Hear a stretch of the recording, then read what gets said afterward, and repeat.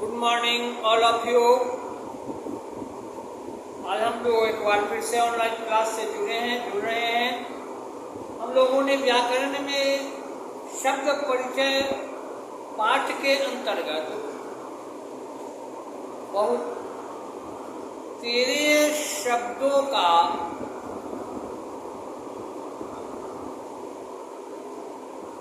परिचय प्राप्त किए थे और उनके क्लासिफिकेशन यानी वर्गीकरण के बारे में जाने समझे थे। किन शब्दों को किस आधार पर वर्गीकृत किया गया है, वर्गों में बांटा गया है, इसको जाने थे। और प्रायः 2-4 आधारों पर 5 आधार है, उसमें से लगभग हम सारे आधारों का हो सकता है कि बाकी भी रह गया हो, देखेंगे तो उस पर भी आगे चर्चा करेंगे। हम लोगों ने परिचय प्राप्त किया। अब हम आज उसमें से कुछ का रिवीजन वर्क कराना चाह रहे हैं, आपको थोड़ा बहुत तोड़ना चाह रहे हैं। जैसे मैं एक प्रश्न बनाता हूं, दिए गए शब्दों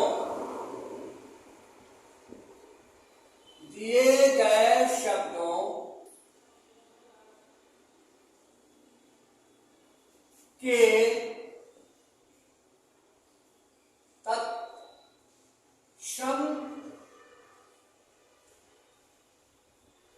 रूप लिखें।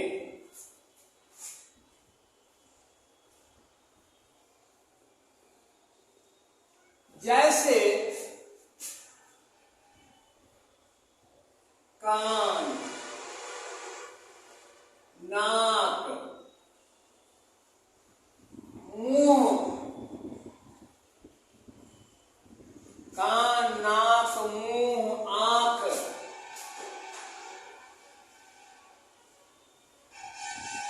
ये पार्ट्स ऑफ आवर बॉडीज हैं। आप लोगों ने साइंस में इसका अध्ययन किया होगा, ठीक है। पार्ट्स ऑफ आवर बॉडीज है और उसमें जो इन अंगों के नाम हैं जिनको हम लोग बोलते हैं, लिखते हैं, उनका क्या करना है? तत्सम रूप लिखना है आपको।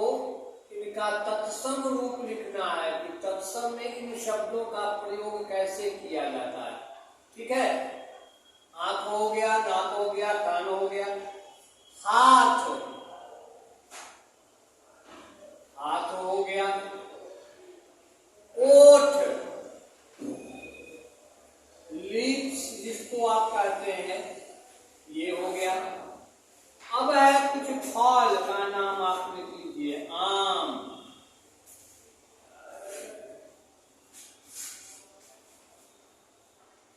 पेड़ का क्या होगा?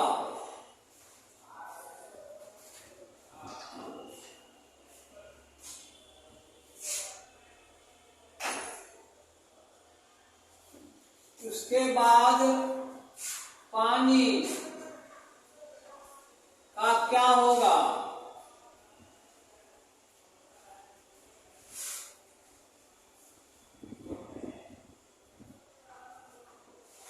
और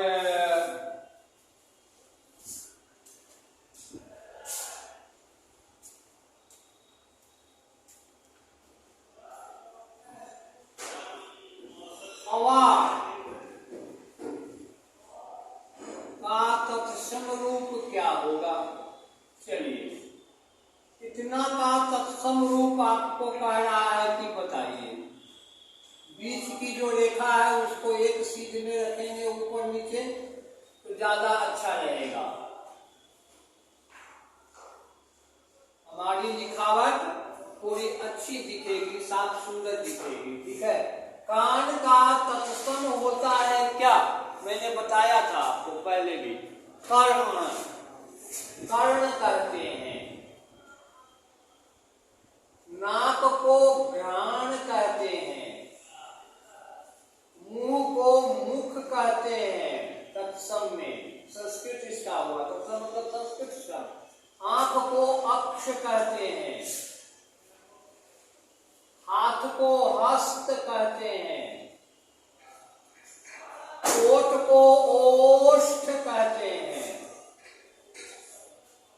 आम को आम्र कहते हैं तत्सम में संस्कृत में, पेड़ को वृक्ष कहते हैं, ठीक है।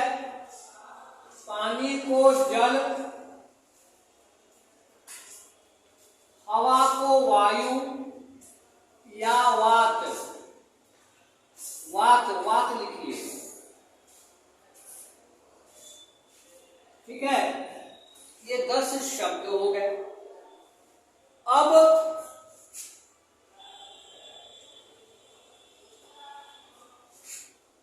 क्वेश्चन नंबर 2,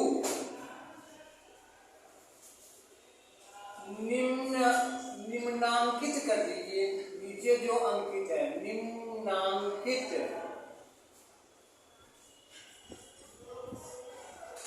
तत्सम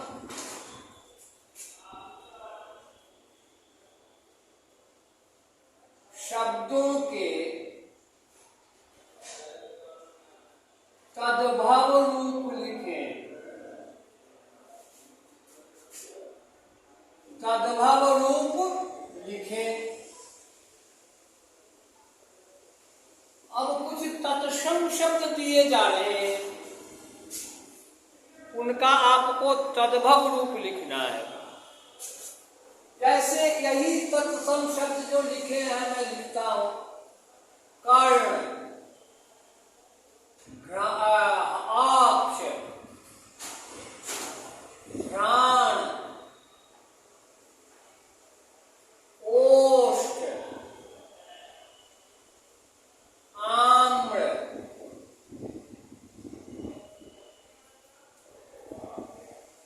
मुख, वात,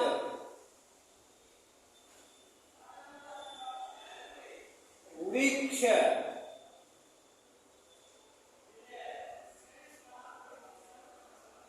जल,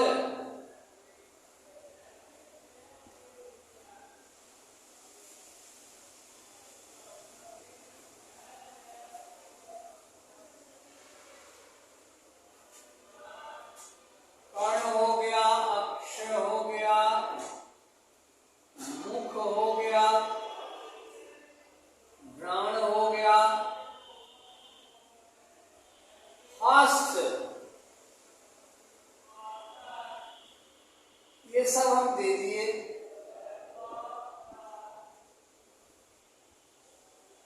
पहले क्वेश्चन आंसर करेंगे तो एक बात जो इसका सिद्धांत है, नियम है, परिभाषा कह लीजिए, वो है, एक बार पुनः उसकी पुनरावृत्ति हम लोग करेंगे। कर्ण का तद्भव रूप होता है कान, अक्ष का तद्भव होता है आंख, घ्राण का तद्भव होता है नाक, नाक, ओष्ठ का होता है ओठ, आम्र का आम, मुख का मुंह, वात का हवा, वृक्ष का पेड़, जल का पानी, हस्त का हाथ, ये होता है, ठीक है। अब करना क्या है, इन्हीं प्रश्नों को पलट दे हम लोग। पहले वाले को यदि हम लोग पलट लेते हैं, पहले वाला बाद वाला को पहले कर लेते हैं और पहले वाले को बाद में कर लेते हैं, तो ये जो तत्सम तद्भव रूप हैं ये हमको आपको समझ में आ जाएंगे, ठीक है। देखिए, जब हम लोग पाठ पढ़ते हैं, कहानी पढ़ते हैं, कविता पढ़ते हैं, लेख पढ़ते हैं, आदि आदि, आत्मकथा किसी की पढ़ते हैं, जीवनी पढ़ते हैं, पत्र पढ़ते हैं, तो उसमें तरह तरह के शब्द प्रयोग में आते हैं। उनमें से कौन शब्द भेद के अनुसार, भेदों के आधार के अनुसार, किस आधार पर कौन सा भेद के अंतर्गत आते हैं, ये रचना के आधार पर जो हम लोग भेद किए थे 4, उसमें से है ये। अब जगह तो नहीं है, पुनरावृत्ति हम लोग कर रहे हैं, तो तत्सम और तद्भव को ही फिलहाल समझ लेते हैं। देखिए, तत्सम शब्द किसे कहते हैं ये बताया गया है आपको। तो आप जानते हैं कि हिंदी की उत्पत्ति जो हुई है वो संस्कृत भाषा से ही उत्पन्न हुई है। हिंदी, जिसको आज हम लोग लिखते पढ़ते जानते हैं, ठीक है, संस्कृत भाषा से ही इनकी उत्पत्ति हुई है। अब सवाल है कि जो हमारे जनक हैं या जाया हैं, उसके गुणों को हम आप कैसे भूल जाएंगे। साइंटिफिकली भी जीव जंतुओं में, मानवों में डीएनए जो होता है वो वंशागत रूप से चला आ रहा होता है, जो परिवार के सदस्यों से मैच करता है। तो ये भी संस्कृत परिवार के ही शब्द सब हैं, वाक्य सब हैं, बातें हैं जो आज हम लोग करते हैं, लिखते हैं, पढ़ते हैं, जिसको हिंदी भाषा कहते हैं, संस्कृत से जन्म ली है। तो उसका तो डीएनए इसमें कुछ ना कुछ तो होगा ही होगा। तो संस्कृत के जो कुछ मूल शब्द हैं वे ज्यों के तो हिंदी में भी प्रयुक्त होते आ रहे हैं। तो संस्कृत के उन शब्दों को जो हिंदी में प्रयुक्त किए जाते हैं उसी को हम लोग तत्सम शब्द कहते हैं। एक बार फिर से ये बात साफ हो गई, क्लियर हो गई। अब देखिए तद्भव। अब संस्कृत के जो शब्द थे वो कालांतर में बोलते बोलते, मुख के कारण, जलवायु के कारण, अन्य अनेक कारणों से उनका जो है रूप बदल गया। नहीं, वे थे कुछ और हो गए कुछ। कहे कुछ जाते थे, कहने लोग कुछ लगे। तो संस्कृत के अपभ्रंश रूप को, उन बदले हुए रूप को ही हम लोग तद्भव शब्द कहते हैं, तद्भव कहते हैं। ठीक है, तो तत्सम तद्भव क्लियर करने के लिए इतना 2 प्रश्न में हम इसकी पुनरावृत्ति किए, इसका रिवीजन वर्क किए हम लोग। ये आपको दिख रहा है, यहाँ पर दोनों ही प्रश्न आपको बारी बारी से दिख रहे हैं और 10-10 उदाहरण दोनों में हमने दिया है। आगे व्याकरण की किताब से आप और भी एग्जाम्पल्स इसमें जोड़ते चले जा सकते हैं। ठीक है, ठीक है। अब इसी में आया था, आज मैं बता देता हूं, अगले क्लासेज में इन दोनों पर 2 सवाल फिर करेंगे। पुनरावृत्ति के प्रैक्टिस रूप में अभ्यास के तहत 2 प्रश्न तैयार करेंगे। अब 2 जो इसमें भेद बच गए वो क्या है? एक है देशज और दूसरा है विदेशज। अब विदेशज शब्द किसे कहते हैं? अपनी हिंदी में कुछ विदेशी भाषाओं के शब्द जो है प्रयुक्त होते हैं। हिंदी कहा जाता है कि हिंदी का हृदय विशाल है, वह अपने में सबको समाहित कर लेता है। इतनी एबिलिटी उसमें है, इतनी योग्यता उसमें है। बहुतेरे शब्द हैं अंग्रेजी के, जिनको आज आम लोग भी बोलते हैं। कहाँ जा रहे हैं? टिकट कटाने जा रहे हैं। अब टिकट शब्द जो है,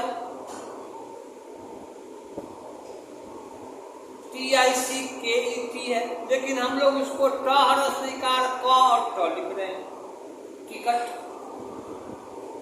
तो ये जो है विदेशी भाषाओं से आए हुए अपनाए गए शब्द हैं जो हिंदी में प्रयुक्त होते हैं, किए जाते हैं, प्रयोग में लाए जाते हैं।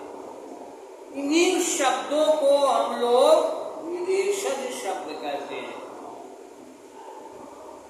अब अपने देश भारत में क्षेत्रीय स्तर पर बहुत सी बोलियां बोली जाती हैं।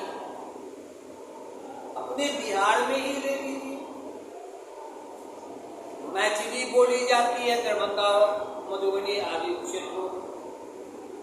मगही बोली जाती है पटना से जुड़े क्षेत्रों में, लगे क्षेत्रों में। पतिका बोली जाती है गंगा इस पार। समस्तीपुर बेगूसराय तरफ चले जाइए, अंगिका बोली जाती है। ठीक है, हो नहीं, अपने यहाँ पतिका में कथी करे छा, मैथिली में किए करे छी। इसी बात को लोग अपने अपनी बोली में बोलते हैं। अब उन बोलियों से भी कुछ शब्द जो है अपनी हिंदी भाषा में दिए गए,